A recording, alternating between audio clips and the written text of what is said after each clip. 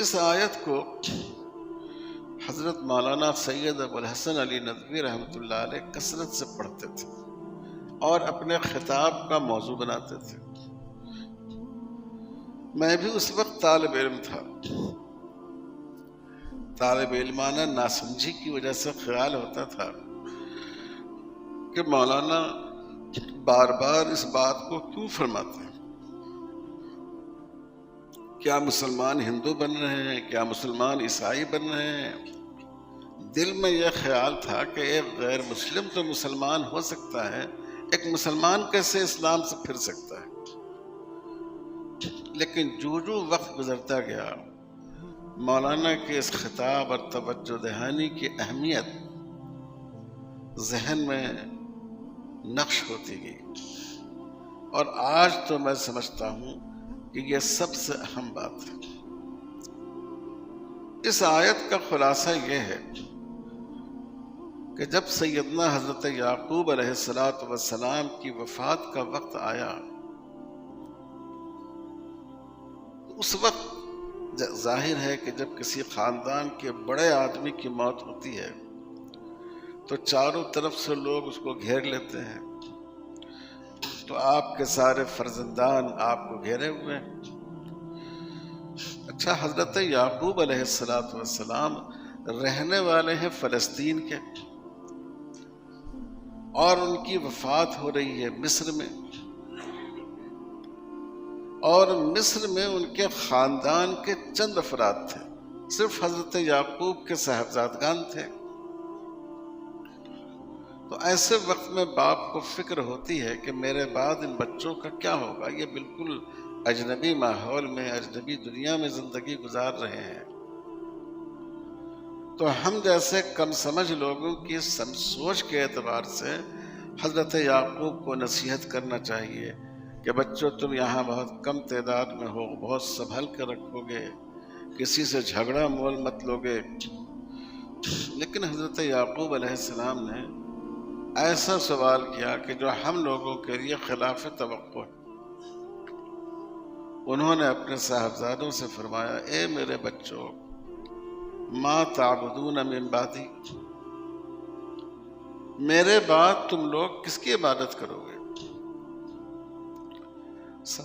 صاحبزادوں نے کہا کہ ہم آپ کے خدا اور آپ کے چچا اسماعیل اور آپ کے والد اسحاق اور آپ کے دادا حضرت ابراہیم، یعنی ایک نبی کی، ایک خدا کی عبادت کریں گے۔ اب حضرت یعقوب علیہ السلام کو اطمینان ہوا، اور وہ اطمینان کے ساتھ اس دنیا سے رخصت ہوئے۔ حضرت ابراہیم کا یہ سوال اس لیے قابل تعجب ہے کہ حضرت ابراہیم خود اللہ کے پیغمبر ہیں، حضرت یعقوب خود اللہ کے پیغمبر ہیں، ان کے والد حضرت اسحاق علیہ السلام جن سے قوم بنی اسرائیل ہے وہ بھی اللہ تعالیٰ کے نبی ہیں، ان کے چچا حضرت اسماعیل علیہ السلام وہ بھی اللہ کے نبی ہیں، جن کی مبارک نسل سے ہم سب کے آقا اور مولا جناب محمد الرسول اللہ صلی اللہ علیہ وسلم پیدا ہوئے۔ ان کے دادا حضرت ابراہیم علیہ السلام کا کیا کہنا ہے؟ وہ تو ابو الانبیاء ہیں، ان کے بعد جتنے نبی پیدا ہوئے انہی کی نسل سے پیدا ہوئے۔ ان کے صاحبزادے حضرت یوسف علیہ السلام اللہ کے نبی ہیں، جن کے حالات زندگی پر قرآن مجید کی ایک پوری صورت ہے، اور بائبل کے بیان کے مطابق ان کے ایک اور صاحبزادے یہودا، جو ان کے بڑے بیٹے تھے اور جن کے نام پر یہود اپنے آپ کو یہود کہتے ہیں، وہ بھی اللہ کے نبی تھے۔ تو پورا خاندان نبیوں کا ہے، خود نبی ہیں، والد نبی ہیں، چچا نبی ہیں، دادا نبی ہیں، بیٹے نبی ہیں۔ تو سوچئے کہ ایسا خاندان جو نبیوں کا خاندان ہے، اس میں اللہ تعالیٰ کی کتنی معرفت ہوگی، اللہ کا کتنا ذکر ہوگا، لوگوں میں کتنا تقویٰ ہوگا۔ ان کے بارے میں یہ شبہ ظاہر کیسے ہو سکتا ہے کہ وہ اللہ تعالیٰ کو چھوڑ کر کسی اور کی پوجا کرنے لگیں گے۔ لیکن حضرت ابراہیم علیہ السلام حضرت یعقوب علیہ السلام کے سامنے ایک دوسرا پہلو تھا، اور وہ پہلو یہ تھا کہ مصر کے جو اصل باشندے تھے قبطی، اس میں انگلیوں پر گنے جانے والے چند حضرات ایمان لائے تھے، پوری قوم شرک میں مبتلا تھی، اور شرک کی تمام صورتیں وہاں موجود تھیں۔ وہاں ستارے کی بھی پوجا ہوتی تھی، وہاں سورج کی بھی پوجا ہوتی تھی، وہاں گائے کی بھی پوجا ہوتی تھی، وہاں بادشاہ کی بھی پوجا کی جاتی تھی، جتنے مظاہر قدرت ہیں سب کی پوجا کی جاتی تھی۔ اور اگرچہ حضرت یعقوب علیہ السلام کے خاندان کو مصر میں بادشاہت بھی حاصل ہوئی، حضرت یوسف علیہ السلام نے حکومت کی مصر میں، لیکن اہل ایمان اس ملک میں ہمیشہ ایک بہت ہی چھوٹی اقلیت ہی کی صورت میں رہے۔ ان کی جو اکثریت تھی وہ شرک میں مبتلا تھی۔ تو حضرت یعقوب علیہ السلام کو یہ غم بے چین کیے ہوا تھا کہ کہیں مشرکین کی یہ اکثریت توحید پر کی قائل اس چھوٹی سی اقلیت کو نگل نہ جائے، وہ اس کو اپنے اندر جذب کر لے۔ میرے بھائیوں اور بزرگوں، اگر آپ اپنے ملک کے نقشے پر غور کریں اور اس کی تاریخ کو دیکھیں تو آج ہم لوگ ٹھیک اسی صورتحال سے گزر رہے ہیں۔ اس ملک میں مسلمان آئے، مسلمانوں نے حکومت بھی کی، تقریباً 1000 سال حکومت کی، لیکن ہمیشہ اس ملک میں مسلمان اقلیت ہی رہے، چاہے اس کی جو بھی وجہ ہو۔ جو عجمی سلاطین تھے انہوں نے اسلام کی دعوت کی طرف توجہ نہیں دی، انہوں نے صرف اپنی حکومت کے استحکام پر زیادہ توجہ دی۔ لیکن جو بھی سبب ہو اس کا، مسلمان ہمیشہ ایک چھوٹی اقلیت ہی کی شکل میں رہے۔ ہندوستان کی تقسیم سے پہلے بھی مشرق مغرب کو ملا کر اس ملک میں مسلمانوں کی تعداد 35% کے اندر ہی تھی۔ تو آج جس قوم سے ہمارا سابقہ ہے، شرک کی جتنی قسمیں دنیا میں ہو سکتی ہیں وہ سب ہمارے ملک میں ہیں۔ میں سمجھتا ہوں کہ شرک کا سب سے نمائندہ کوئی ملک ہے تو وہ ہمارا ملک ہے، جہاں سوریہ نمسکار بھی ہوتا ہے، سورج کی پوجا بھی ہوتی ہے، جہاں چاند کی پوجا بھی ہوتی ہے، حد تو یہ ہے کہ جہاں سانپ اور کیڑے مکوڑے کی بھی پوجا ہوتی ہے، جہاں گائے کی بھی پوجا ہوتی ہے، جہاں وہ لوگ کہ جن کو ہمارے ہندو بھائی خود کہتے ہیں کہ یہ بادشاہ تھے، جیسے شری رام جی ہیں، یہ کہتے ہیں کہ وہ بادشاہ تھے، لیکن ان بادشاہوں کی بھی پوجا ہوتی ہے۔ میں تو آپ سے ایک قدم آگے بڑھ کر کہتا ہوں کہ اگر آپ چند سال کے بعد یہ سنیں کہ ہمارے ملک میں ایک مندر ہمارے موجودہ وزیر اعظم کا بنایا گیا ہے اور اس میں ان کی پوجا ہو رہی ہے، تو آپ بالکل حیرت مت کیجیے، یہ بالکل ممکن ہے ہمارے ملک کی ذہنیت کی وجہ سے۔ کیونکہ جب آدمی شرک میں مبتلا ہو جاتا ہے تو سوچتا ہے کہ ایک خدا کیا اور 1 کروڑ خدا کیا، جہاں اتنے ہیں کچھ اور لے لیں۔ اور یہ بھی آپ ذہن میں رکھیں کہ اس ملک میں مسلمانوں کو شرک کفر کے مزاج میں ضم کرنے کی ایک زمانے سے کوشش ہو رہی ہے۔ ہندوستان کی آزادی سے پہلے جو آخری مردم شماری اس ملک میں ہوئی، اس میں مذہب کے خانے میں جو نام لکھے گئے، اس میں سے بہت سے لوگوں نے اپنا نام لکھا محمدی ہندو، یعنی ہم ایسے ہندو ہیں جو محمد صلی اللہ علیہ وسلم کو مانتے ہیں۔ آپ کو معلوم ہوگا کہ اس غیر منقسم ہندوستان میں ایک گروہ ہے جو اپنے آپ کو حسینی برہمن کہتا ہے۔ برہمن ہے حضرت حسین رضی اللہ تعالیٰ عنہ سے اپنا رشتہ جوڑتے ہیں۔ ملک کے مشہور وزیر اعظم تھے مرارجی دیسائی، یہ ہم لوگوں کی طالب علمی کے زمانے کی بات ہے۔ ان کا بیان آیا کہ ہندو مذہب کا دل تنگ نہیں ہے، بہت وسیع ہے۔ ہم تو 300-350 کروڑ کو 350 کروڑ دیوتاؤں کو مانتے ہیں، تو مسلمان ہم سے کیوں بھاگتے ہیں؟ آئیں ہمارے ساتھ ہو، ہم محمد صلی اللہ علیہ وسلم کی بھی پوجا کر لیں گے، ہم ایک اور دیوتا کا اضافہ کر دیں گے۔ مقصد یہ ہے کہ شرک کی فکر میں مسلمانوں کو جذب کر لیا جائے، شامل کر لیا جائے۔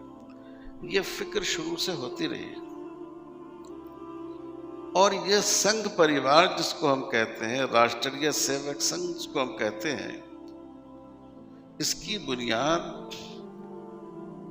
حکومت کے لیے نہیں ہوئی تھی۔ اگر ایک لفظ میں کہنا چاہوں تو وہ یہ ہے کہ جتنی دوسری قومیں ہیں ان کی کو ہندو قوم کے اندر جذب کر لیا جائے، اس کے لیے اس کی بنیاد رکھی گئی تھی۔ یہ جو ان کے بڑے بڑے رہنما ہیں، ساورکر اور دوسرے لوگ، ان کی تحریروں سے یہ بات واضح ہے۔ اب جب وہ اقتدار میں ہیں تو اس کی عملی کوششیں ہو رہی ہیں۔ جیسے میں آپ سے ذکر کروں گا، یوگا تو ایک ایکسرسائز ہے، فزیو تھراپی سے، ایکسرسائز سے کس نے منع کیا؟ لیکن آج اس کو اس دیش کا ایک بہت بنیادی عمل قرار دینے کی کوشش کی جا رہی ہے۔ آفسوں میں یوگا ہو، فوج کے اندر یوگا کا کورس ہو، اور ایک یوگا ڈے ہو جس میں تمام لوگ یوگا کریں۔ آپ کیا سمجھتے ہیں یوگا کے بارے میں؟ یوگا میں جو ہر آسن میں آدمی کچھ بولتا ہے، سنسکرت الفاظ جو بولے جاتے ہیں وہ دراصل مشرکانہ الفاظ ہیں، اور انہوں نے سوریہ نمسکار کو، سورج کی پرستش کو، یوگا کا ایک حصہ بنا دیا، جس کا شرک ہونا بالکل ظاہر ہے۔ اور بعض لوگوں نے یہ کہا، اتفاق سے میں اخبار کے تراشے محفوظ نہیں رکھتا، یہ 1-2 سال ہی پہلے کی بات ہے، کہ ایک صاحب نے کہا کہ نماز بھی ایک طرح کا یوگا ہے، اس میں جو حرکتیں کی جاتی ہیں اس سے بھی جسمانی ورزش کے تقاضے پورے ہوتے ہیں۔ تو جو RSS کے موجودہ چیف ہیں، انہوں نے کہا کہ نہیں، یوگا ہمارے مذہب کا خصوصی عمل ہے، اور گیتا میں اس پر ایک پورا باب ہے، اس کو کسی دوسرے مذہب کے حوالے سے بیان نہیں کرنا چاہیے۔ اس کے بعد آپ دیکھیں، یہ سوریہ نمسکار ہے، یہ جو وندے ماترم کا ترانہ ہے، یہ ایک ایسا شخص نے کہا جو قوم دشمن تھا، اور جو ہندوؤں اور مسلمانوں کے درمیان نفرت کا نقیب تھا، اور اسی لیے معماران آزادی نے اس ترانے کو رد کر دیا، ہندوؤں نے بھی مسلمانوں نے بھی۔ لیکن آج اس کو ملک کا اہم ترین ترانہ قرار دینے کی کوشش کی جا رہی ہے، اور اہم تقریبات، قومی تقریبات میں اس کو پڑھا جا رہا ہے، لوگوں سے پڑھوایا جا رہا ہے۔ اور سب سے آگے بات بڑھ گئی، یہ جو اس وقت نیو ایجوکیشن پالیسی آئی ہے، اس میں پوری طرح تعلیم کو زعفرانی رنگ دے دیا گیا ہے۔ ہمارے جو بچے، جب یہ پالیسی ابھی تو پوری طرح نافذ نہیں ہوئی ہے، کچھ حصے اس کے نافذ کیے جا رہے ہیں، لیکن جب یہ پوری پالیسی نافذ ہو جائے گی تو آپ یقین جانیے کہ اگر ہمارے غیر تربیت یافتہ بچے، انہوں نے اس پالیسی کے مطابق تعلیم حاصل کی تو وہ بمشکل آدھے مسلمان باقی رہ جائیں گے۔ ان کے لیے ماحول بنایا جا رہا ہے، دیکھو بھائی، تم کو ایجوکیشن حاصل کرنی ہے، تعلیم حاصل کرنی ہے، اچھے مارکس لانے ہیں، یہ دیکھو یہ سرسوتی جی کی دیوی، یہ تعلیم کی دیوی ہے، ان کی پرارتھنا کرو گے، ان کی پوجا کرو گے، ان کے سامنے تم جھکو گے، سجدہ کرو گے، تم کو علم آئے گا، اچھا امتحان دے سکو گے۔ تم کو اس کے بعد کیا چاہیے؟ روزگار چاہیے، جاب چاہیے، ملازمت چاہیے۔ یہ دیکھو ہماری لکشمی دیوی، یہی روزی کے مالک ہیں۔ ان کی پرارتھنا کرو گے، ان کے سامنے جھکو گے، تم کو جاب ملے گی، تم کو روزگار ملے گا۔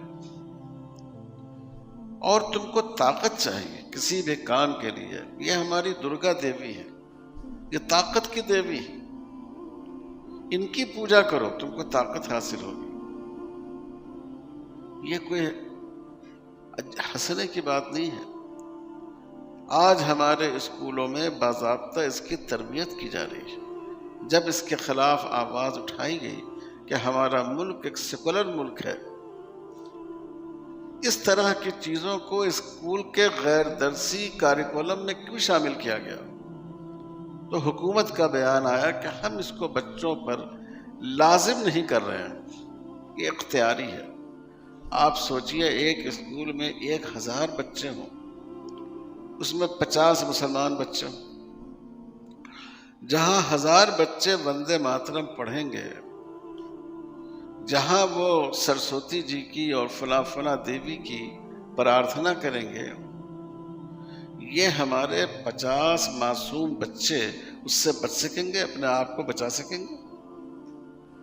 اور اگر وہ بچنے کی کوشش کریں گے تو اس ماحول میں کتنے اجنبی ہو جائیں گے؟ تو یہ کوشش کی جا رہی ہے ہر سطح پر،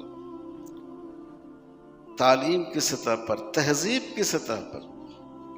آپ دیکھ رہے ہیں کسی بھی شہر میں جا کر دیکھیے، آج کل جو ہندوستان کے کلچر کو واضح کرنے کے لیے جو تصویریں بنائی جاتی ہیں، وہ سب دیومالائی تصویریں ہیں۔ حد تو یہ ہو گئی کہ ہمارے ہاں سائنسی ریسرچ کا جو شعبہ ہے، ان کے لوگوں نے بھی عجیب عجیب بات کہنے شروع کر دی کہ گائے کے گوبر میں یہ ہے، اور گائے کے پیشاب میں یہ ہے، اور فلاں چیز فلاں صاحب نے پیدا کی، اور ہندوستان میں سب سے پہلے فضائی سواری تیار کرنے والے یہ ہنومان جی تھے، وغیرہ وغیرہ۔ ایسی باتیں جس کو باہر کے لوگ سن کر ہنستے ہوں گے، لیکن ہمارے ملک کی نئی نسل کے لیے ایک حقیقت کے طور پر اس کو پیش کیا جا رہا ہے، اور اب اس کو ہماری نصابی کتابوں کا جز بنایا جا رہا ہے۔ کوئی بھی قوم اپنے مذہب سے زندہ رہتی ہے اور اپنی تاریخ سے زندہ رہتی ہے۔ ایک طرف تو مذہب کے معاملے میں یہ ستم ہو رہا ہے، دوسری طرف تاریخ کا حال یہ ہے کہ ہمارے ملک میں تاریخ بدلی جا رہی ہے۔ باضابطہ حکومت کہتی ہے کہ یہ تاریخ اصل میں جو حملہ آور تھے ان کی تاریخ ہے، ہمیں نئی تاریخ بنانی چاہیے۔ تاریخ کوئی بنانے کی چیز ہے؟ جو واقعات پہلے سے پیش آئے ان کو بیان کرنے کی چیز ہے، نہیں یہ کہ نئی تاریخ بنائی جائے اور اپنی طرف سے وضع کی جائے۔ لیکن اس کی کوشش کی جا رہی ہے، اور اب جو نئی تعلیمی پالیسی آئی ہے اس میں جو سوشل سائنس ہے، جس کا ایک حصہ ہسٹری بھی ہے، اس میں یہ جو عہد وسطیٰ کی تاریخ ہے، مسلم دور کی تاریخ، اس پوری تاریخ کو غائب کر دیا گیا ہے۔ پراچین کال کی تاریخ اور ماڈرن دور کی تاریخ، ملک کی آزادی سے لے کر اب تک، اور درمیان کے پورے زمانے کو، جیسے یورپ والے مسلمانوں کے زمانے کو ڈارک ایج کا نام انہوں نے دے دیا ہے، اسی طرح ہمارے ملک میں، اس ملک میں مسلمانوں نے جو کام کیا اور جو خدمت انجام دی، ان کو تاریخ کا ایک تاریخ حصہ قرار دے دیا گیا ہے۔ یہاں تک کہ جو عمارتیں، جو نقوش آپ کے اس ملک پر ثبت ہیں، ان کی تاریخ بھی بدلنے کی کوشش کی جا رہی ہے۔ میرے بھائیوں اور بزرگوں، آپ غور فرمائیے، حضرت یعقوب علیہ السلام کو جس بات کا خوف تھا اسی بات کو پوری قوت کے ساتھ، پوری دانشمندی کے ساتھ، پوری منصوبہ بندی اور پلاننگ کے ساتھ اس ملک میں کرنے کی کوشش کی جا رہی ہے۔ اس لیے آج ہم میں سے ہر ایک کا بھی یہ نعرہ ہونا چاہیے، اس کا یہ خیال ہونا چاہیے کہ ہم اپنی آنے والی نسل سے پوچھیں کہ ما تعبدون من بعدی، مجھے تو ایمان کی دولت ہمارے ماں باپ کی وجہ سے مل گئی، تم میرے بعد کس دین پر رہو گے، کس مذہب پر رہو گے، تم ایمان پر قائم رہو گے یا نہیں رہو گے؟ یہ اس ملک کے لیے بہت بڑا مسئلہ ہے۔